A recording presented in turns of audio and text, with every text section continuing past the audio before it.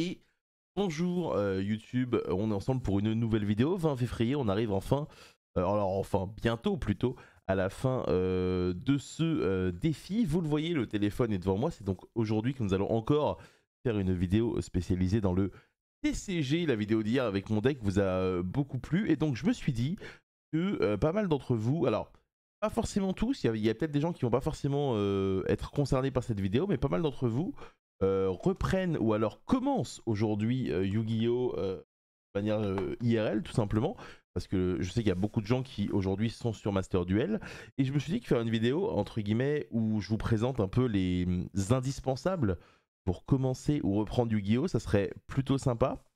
Donc le but ici ça va être de pas spécialement parler d'extension ou quoi, le but ça va être de parler des cartes qui sont indispensables pour jouer, et je vais essayer un peu de parler de leur prix, notamment pour vous essayer de vous diriger si vous voulez commencer, parce que c'est vrai que souvent quand un joueur commence Yugi, bah, il sait pas trop quoi acheter. Est-ce qu'il va dans son Duel Center acheter simplement les dernières boîtes? Le problème des dernières boîtes, c'est que du coup bah, des fois ça va être des boîtes qui vont être autour des nouveaux archétypes, mais qui vont pas forcément vous permettre d'avoir les cartes de base, ou alors ça va être des boîtes avec des rééditions. Et l'idée c'est que Yu-Gi-Oh! Est un jeu et un hobby qui coûte de l'argent. Yu-Gi-Oh! Est un jeu qui nécessite un certain budget, que ce soit déplacement, prix de tournoi et autres. Et donc du coup, le prix du deck, bah, il faut essayer aussi de l'optimiser de façon à tout simplement ne pas souffrir. Alors, mis à part ça, merci à tous également de vous abonner. Il nous reste 10 jours. Est-ce qu'on peut atteindre les 4000 abonnés? C'est ce qu'on va voir. Donc voilà, n'hésitez pas si vous n'êtes pas abonné à vous abonner. C'est un petit clic qui soutient énormément et qui coûte absolument pas d'argent évidemment.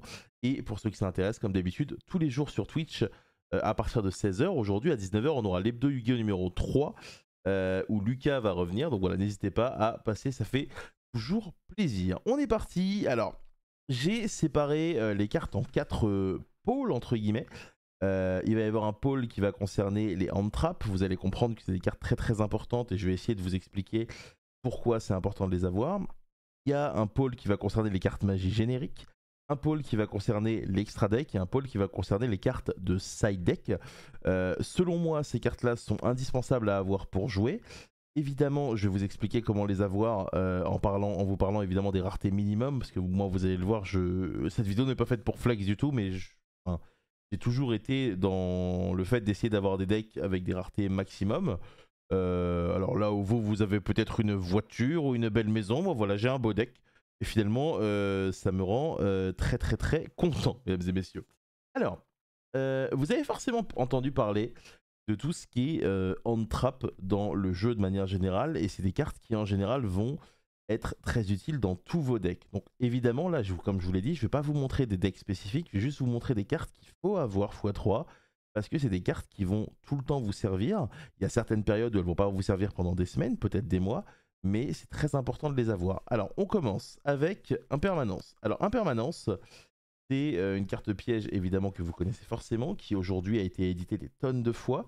C'est une carte qui, alors pas dans cette version là, mais c'est une carte qui aujourd'hui se trouve facilement à quelques centimes. Mais voilà, elle a été éditée en commune, en super rare, elle fait partie de Rarity Collection, donc c'est une carte aujourd'hui qui est très très abordable. Cette carte là, vous êtes obligé d'en avoir x3, même si certains formats, ça va pas forcément être le choix optimal. Ensuite, tac, on va avoir les 3H. Les 3H, c'est des staples qui sont un peu plus chers. Je crois que même en commune, aujourd'hui, vous allez la payer 2-3 euros pièce globalement. Mais c'est une carte qui répond à énormément de situations, qui est générique et qui, quoi qu'il arrive, peut être dans n'importe lequel de vos decks. Donc c'est important d'en avoir. Donc autant ça, vous allez peut-être les payer genre quelques centimes. Autant H, malheureusement, une carte qui, je pense, peut se récupérer à 2-3 balles. Alors évidemment, je suis pas un expert des codes, c'est pas mon métier, je suis pas un acheteur, revendeur, whatever. Mais je vous donne un peu l'ordre d'idée.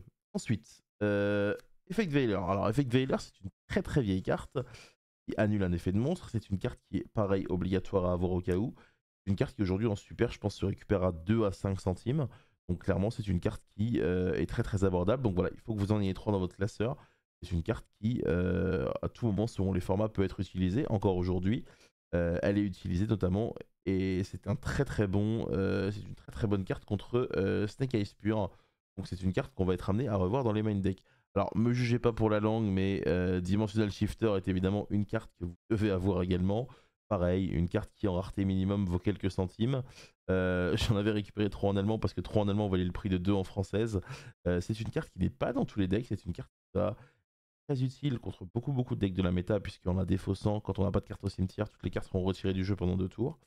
Donc voilà, pareil, c'est une carte qu'il faut absolument avoir. Normalement, vous pouvez vous récupérer votre playset pour moins de 20 centimes, ce qui est quand même relativement cool. Ensuite, Ghostbell, pareil, un hand trap très générique qui va souvent rentrer. Là aujourd'hui, on le voit souvent dans les side decks parce qu'il est très efficace contre le deck labyrinthe. Mais il a des périodes où il va pas forcément être très utilisé. Alors je vais pas vous mettre tous les hand traps, tout ce qui va être spooky, tout ce qui va être ogre fantôme, je les ai pas mis. Là l'idée c'est qu'il y a quand même beaucoup de cartes et donc à partir du moment où vous voulez reprendre le jeu, déjà récupérer, si vous arrivez à récupérer tout ça c'est déjà pas mal. Donc voilà, Ghostbell c'est pareil, quelques centimes, récupère assez tranquillement.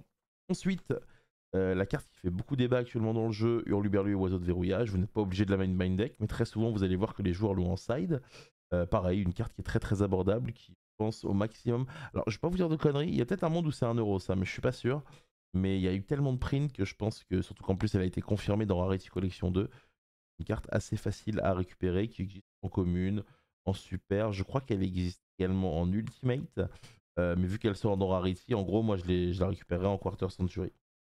Et la dernière carte, Hand Trap, que j'ai sélectionnée, c'est évidemment Nibiru. Nibiru qui est une carte qui était sortie dans les Teen Box, qui aujourd'hui existe en super rare, pareil pour quelques centimes. Une carte très importante à récupérer, elle a un effet qui est assez unique. Vous allez peut-être pas la jouer pendant 6 mois, 1 an ou autre, mais ça reste une carte que vous devez selon moi avoir dans votre extra deck. Tout simplement, ça me paraît très important. Donc voilà, vous allez me dire, ça fait déjà beaucoup de cartes, mais ça c'est que les hand traps, c'est vraiment des cartes qu'il faut avoir et qui vont tout simplement vous servir. Ensuite, on passe aux magies. Alors pourquoi j'ai mis les magies à part? Parce que déjà les pièges sont pas spécialement joués aujourd'hui dans les main decks, ou alors ce sont des pièges d'archétype très précis. Mais ouais, globalement les magies sont les cartes qui ont des meilleurs effets, et la magie indispensable à avoir x3 aujourd'hui, grâce à Rarity, est devenue abordable, c'est Pot de Prospérité. Pot de Prospérité qui aujourd'hui se récupère quoi, 7-8 balles en rareté minimum, qui à d'autres époques valait beaucoup plus que ça. C'est une carte qu'il faut absolument avoir, c'est une carte qui vous permet de deck builder, c'est une carte qui vous permet de stabiliser votre deck, et c'est une carte qui à tout moment peut être dans les meilleurs decks, même si en ce moment avec feu on n'en a pas spécialement besoin. Ensuite, 3 cyclones, ça c'est très abordable. Carte très intéressante pour péter les magies pièges. Évidemment, il y en a beaucoup, des cartes qui pètent les magies pièges. Il y a également Plumeau que j'ai pas mis, parce que en gros mon Plumeau est parti aux États-Unis actuellement parce que Loan va le swapper en US. Mais 3 cyclones et Plumeau, c'est des cartes absolument obligatoires à avoir. Plumeau de Damarpi, évidemment. Ensuite, une carte très importante dans la méta, Talent des triples tactiques. Ça, c'est entre guillemets le anti-hand trap. Donc, plus les hand traps sont populaires, plus cette carte est bien. Mais elle ne s'active pas que sur les hand traps, elle s'active également grâce aux effets de monstres. Et donc, c'est une carte qu'il faut récupérer. Je pense que ça vaut quoi, 3-4 balles peut-être en super rare. Donc, c'est une carte qui est un peu chère quand même par rapport à d'autres cartes qui seront super. Mais ça reste une carte qui, selon moi, est obligatoire à avoir de côté au cas où. Évidemment, dans les commentaires, n'hésitez pas à me dire si vous oubliez des cartes, hein. C'est évidemment quelque chose qui est cool. Ensuite, les 2 orages. Orage foudroyant qui est une excellente carte pour débuter le jeu et qui parfois est utilisée également par les joueurs tryhard. Donc l'idée c'est que vous pouvez détruire ça, toutes les magies pièges sur tous les monstres. Une carte qui est très utile. Elle est à 2, donc vous n'aurez pas besoin d'en récupérer 3. Pareil, en super rare, c'est très abordable. Ça vaut pas grand chose.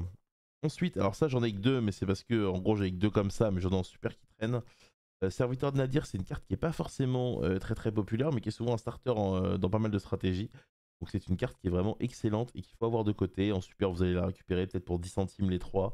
Donc vraiment, n'hésitez pas à les avoir de côté, c'est très important. Ensuite, Droplet. Alors Droplet, je vais vous mettre. Hop, Droplet, c'est évidemment une carte qui, pareil, a été très chère pendant très longtemps. Aujourd'hui, elle est plutôt abordable. Je pense qu'on peut la récupérer quoi pour 3-4 balles en super rare. C'est une carte qui permet d'annuler les effets de monstres pendant votre tour et qui va vous permettre tout simplement de potentiellement passer. Donc ça, c'est très important à avoir. Ensuite, là par contre, on rentre dans une carte qui est encore un peu chère malheureusement. PTT qui est sorti en Ultra Fee, qui est sorti en Secret Fee, pardon, qui est sorti en Ultimate et qui vient de sortir en Ultra. Alors moi je les ai en Ultra parce que vous le savez, moi je suis très quarter, donc du coup j'espère qu'un jour elle sortira en quarter. C'est sorti dans MZMI actuellement. Je crois que ça vaut 30 balles pièce, ça. Actuellement, c'est pas forcément très populaire dans la méta. Il faut les avoir de côté, mais ça voilà. Si jamais vous êtes un joueur budget qui vient de commencer et qui n'a pas forcément un budget à mettre dans le jeu, ne priorisez pas ça. C'est pas du tout obligatoire actuellement. Les deux meilleurs decks de la méta ne le jouent pas. À partir de là, c'est pas obligatoire et c'est pas urgent. Ensuite, les 3 pads qui, en fonction des métas, sont soit invisibles, soit ultra présents. Là aujourd'hui, je les ai mis parce que c'est des cartes qui sont utilisées, notamment dans Snake Eyes Pure. Donc à partir de là, je me suis dit que mettre cette carte, c'était quand même relativement intéressant. Exactement pareil pour cette carte-ci, Dark Ruler No More en super rare, qui doit valoir pareil 2 centimes, qui est obligatoire à avoir. Une carte qui peut revenir en fonction des métas. C'était notamment très populaire en France l'année dernière dans Cash Tira, en Go second. Super Poli. Alors Super Poli, ça dépend, c'est pareil, c'est une très très bonne carte, mais c'est pas une carte qui va tout le temps être jouée. Aujourd'hui, Super Poli a des millions de prints, hein, que ce soit en commune, en super, en rare. Vous pouvez vraiment vous faire plaisir. C'est pas des cartes qui sont très très chères. Les 3 cross-out, alors malheureusement, les 3 cross-out sont aujourd'hui un peu chers. Je crois que ça coûte quoi, 15 € pièce.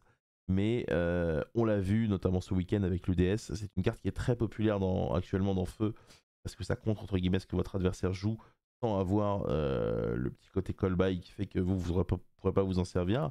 Donc ça c'est pareil, ça c'est un peu comme PTT, c'est important à avoir mais c'est un peu cher. Et ensuite vous allez avoir des x1 qui vont rentrer de temps en temps, donc renfort de l'armée, ça c'est assez générique dans pas mal de decks.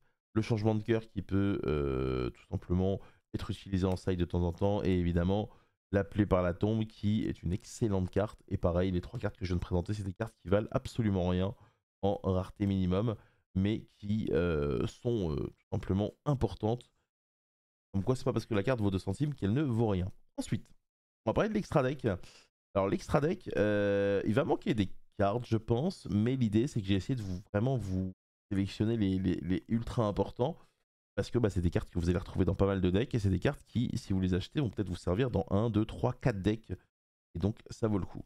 Baron, aujourd'hui, en anglais, c'est récupérable en super rare à notamment. Franchement, je pense que ça vaut moins de 3 balles actuellement. C'est une carte qui a longtemps été très très utile et longtemps été très très chère surtout.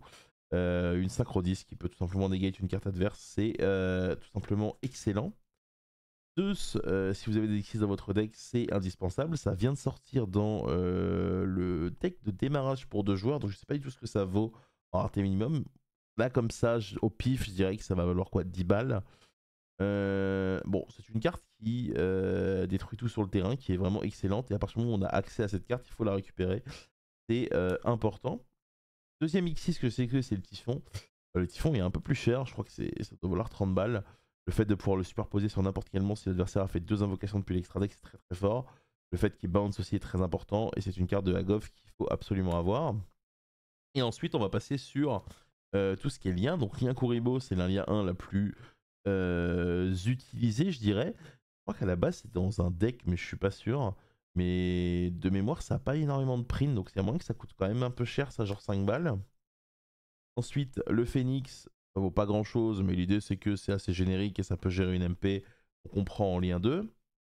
La IP Mascarena, elle a énormément de print, mais elle est évidemment très importante puisqu'elle peut faire une invocation pendant le tour adverse. Ensuite, SP, là, on commence à arriver dans ce qui plaît pas. SP, c'est malheureusement obligatoire, mais c'est peut-être la carte la plus chère que je vais présenter dans cette vidéo. Je crois que ça vaut 100 balles. SP, malheureusement, pour les joueurs budget, c'est compliqué. Si vous êtes un joueur budget, évidemment, vous n'allez pas forcément pouvoir vous la procurer. Et si vous devez faire un ordre de priorité, bah, vaut mieux acheter tout ce qu'il y a dans la vidéo plutôt que juste cette carte-là. Hein. C'est quand même très important.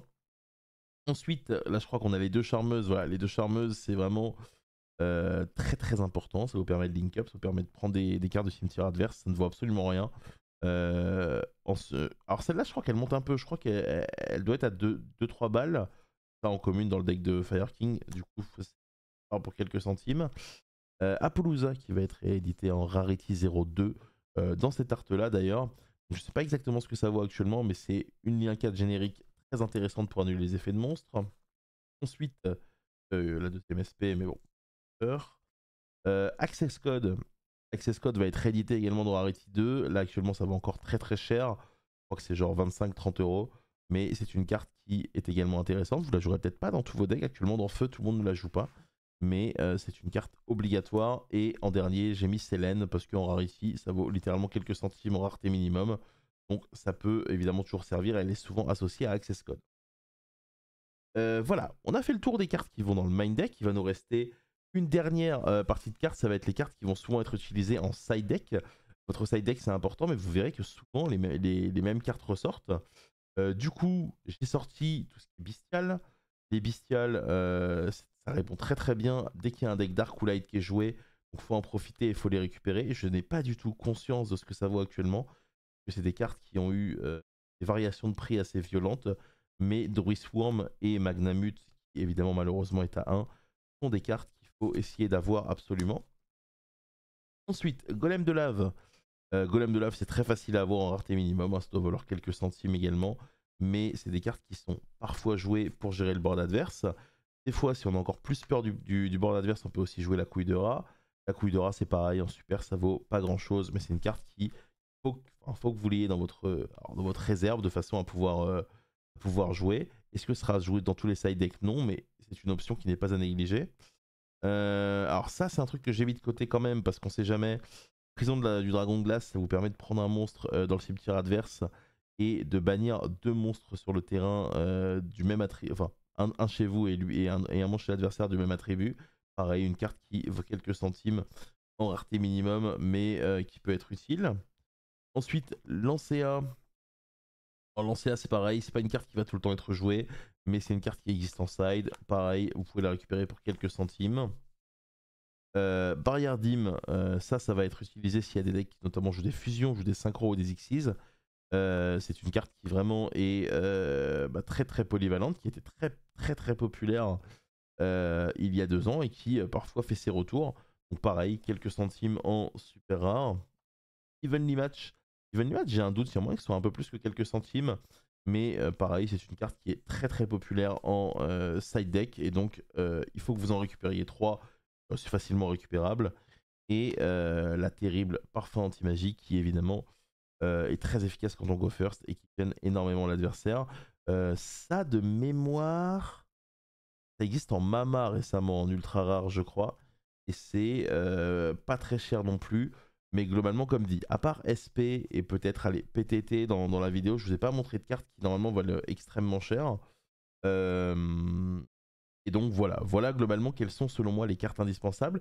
Vous allez me dire dans les commentaires si ce type de vidéo vous plaît, parce que j'avoue que j'avais un léger doute si, entre guillemets, tous ceux qui regardent les vidéos tous les jours pendant ce défi allaient être concernés par cette vidéo, mais je trouve ça sympa un peu de répertorier dans une vidéo toutes les cartes importantes à avoir. Alors évidemment, le single est conseillé pour ce genre de ressources là, parce que du coup, des cartes à quelques centimes. Pour ceux qui s'intéressent, dans la description, j'ai un partenariat avec une boutique qui a pas mal de cartes à l'unité, notamment son CM, elle est juste là, ça s'appelle Arc Games, il y a tout dans la description. Et du coup, avec mon code, vous pouvez gratter 10%, voilà, comme ça peut potentiellement servir. Même si à la base, c'était pas le but premier de cette vidéo. Mais voilà, n'hésitez pas à me dire si ce genre de vidéo vous plaît. Prenez soin de vous, pensez à vous abonner et on se retrouve demain. Alors demain, vous aurez le replay du coup de l'hebdo Yu-Gi-Oh! Et on se retrouve évidemment jeudi pour la suite et bonne Ligue des Champions à ceux qui aiment le foot. Au revoir.